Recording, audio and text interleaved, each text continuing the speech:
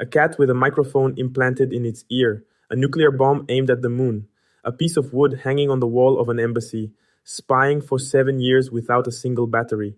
This isn't the script of a low-budget science fiction movie.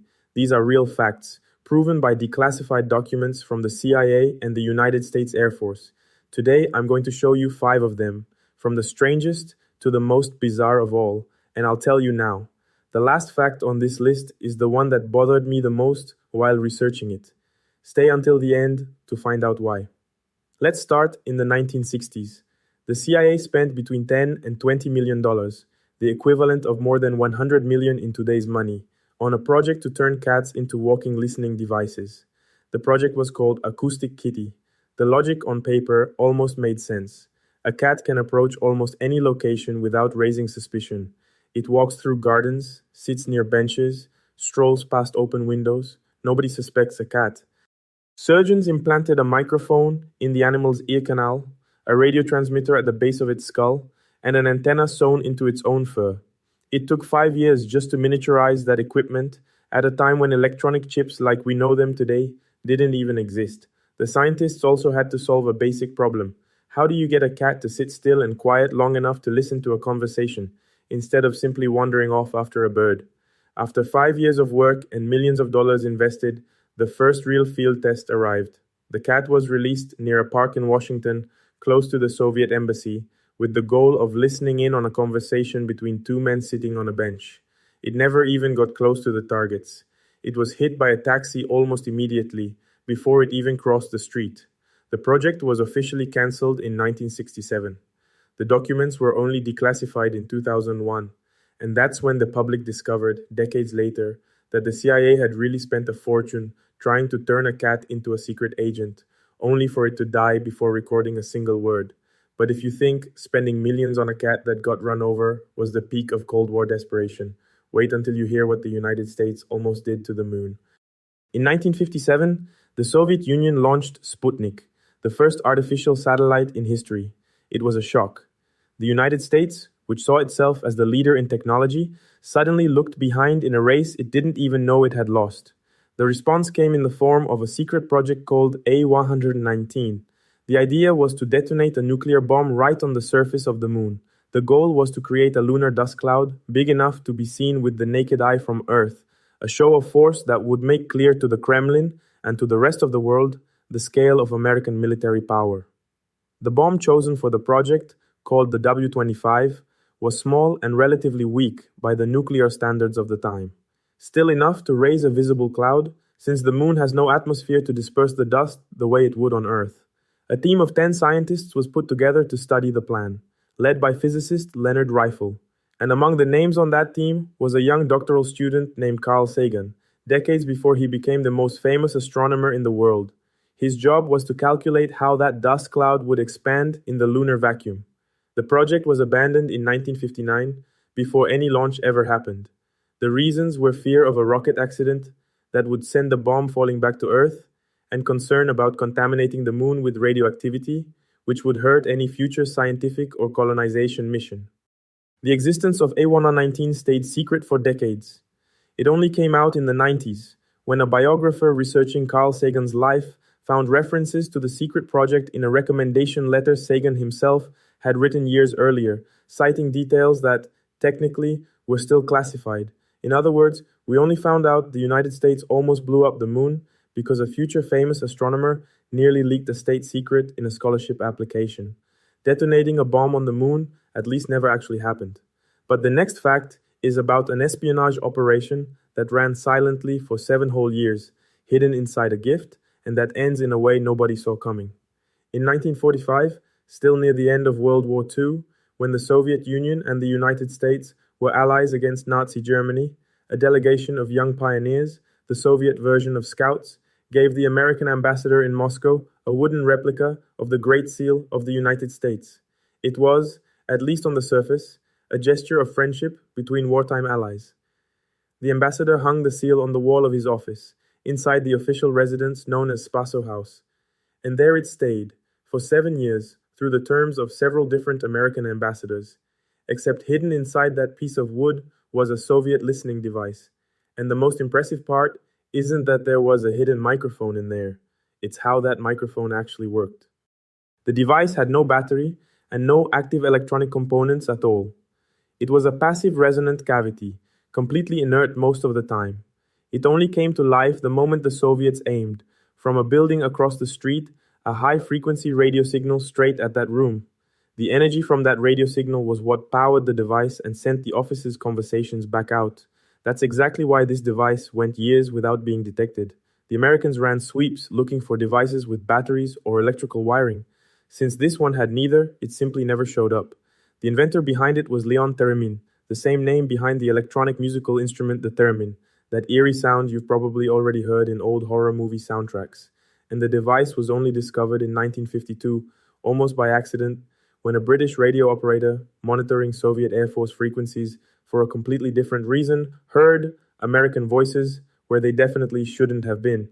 And here comes the part nobody expects. The United States discovered the Soviet microphone in 1952, but chose not to tell anyone. For 8 years, the American government kept its own discovery secret, because publicly admitting they had been spied on like that, for that long, would have been humiliating. The secret was only revealed in 1960, and not by coincidence. It came right after an American spy plane, the U-2, was shot down over Soviet territory, in a massive international scandal. To flip the narrative and shift attention, the American ambassador to the UN stood up at the Security Council and revealed the Soviet device hidden inside the embassy itself, live in front of the entire world. Today, that same wooden seal is on display at the CIA Museum. If that made you suspicious of even a gift from an ally, the next fact will make you think twice before stepping on anything strange in the middle of a forest. Cold War espionage required hiding equipment in places where nobody, enemy, or curious bystander would want to touch. And the CIA took that logic to creative extremes. The agency created what it called a dead drop, a discreet hiding spot to leave money, maps, or rolls of film for another agent to pick up later, with no direct contact between the two people. And one of the favorite hiding spots was the carcass of a dead rat, hollowed out on the inside. The problem was obvious. Street cats love a dead rat. The CIA's first attempts tried to fix that by sprinkling pepper on the rat. That didn't work well. The final solution was wormwood oil, a smell cats genuinely hate, making sure no cat would go after the device before the right agent showed up. But the most bizarre disguise of all comes from the Vietnam War. The CIA developed a seismic sensor about the size of a finger, disguised as tiger droppings. The sensor counted ground vibrations and radioed back how many people or vehicles had passed that exact point on the Ho Chi Minh Trail, the main supply route for North Vietnamese forces. That disguised sensor was just the tip of a much bigger program called Operation Igloo White, which ended up scattering more than 20,000 electronic sensors across the entire trail, costing nearly $2 billion just to install the network. The difference is that most of those regular sensors could be found by the enemy. The fake tiger dropping version was designed specifically to survive exactly where the others would get discovered, and it worked precisely because it made sense to be there. Tigers were common in that region of Asia at the time. Nobody was going to suspect, let alone touch, a pile of droppings lying in the middle of the jungle. It was perfect camouflage, created by some of the highest paid scientists in the American government to look, quite literally, like a pile of crap. A dead rat and fake droppings are already strange enough. But the last fact on this list isn't about espionage. It's about a safety test that decided to use live animals as test subjects, and it's the fact that bothered me the most while researching this video. In the 1960s, the United States Air Force was developing the B-58 Hustler, the world's first operational supersonic bomber, and a serious problem came up, one nobody had an answer for. Could a pilot actually survive an emergency ejection while flying at that speed? To test it, they needed something with a weight and shape similar to a human body, but that could be sacrificed without putting an actual human life at direct risk. The Air Force's official solution was to use live black bears and Himalayan brown bears, considered at the time a good biomechanical approximation of the human body. In total, the program used 6 bears and 1 chimpanzee. Even before any flight tests, the animals went through rocket sled tests on the ground to calibrate the equipment. Only after that did the real tests begin, inside the actual aircraft in full flight. The animals were sedated, strapped into an ejection seat inside the B-58's escape capsule, and fired out of the aircraft at the plane's full operating speed. In March of 1962, A 2-year-old bear, named Yogi by the team, was ejected at over 850 kilometers per hour, at an altitude above 10,000 meters. He survived the entire fall and was rescued alive, 7 minutes and 49 seconds after leaving the aircraft. A few weeks later, another bear, named Big John, was ejected even faster, at over 1,060 kilometers per hour, at an even higher altitude.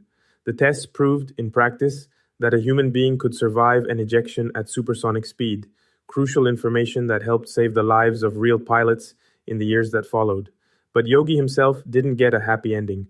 Shortly after the test, he was put down, so doctors could examine his internal organs and look for any sign of damage caused by the impact. He survived the most extreme test that program could design, and still didn't make it out of the laboratory alive.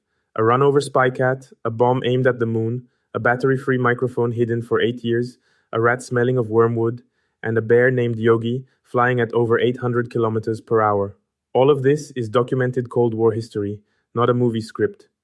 And the scariest detail about these 5 facts isn't the technology or the animals, it's the amount of money, time, and creativity that 2 of the greatest powers in history spent trying to win a war that, most of the time, never fired a single direct shot between them.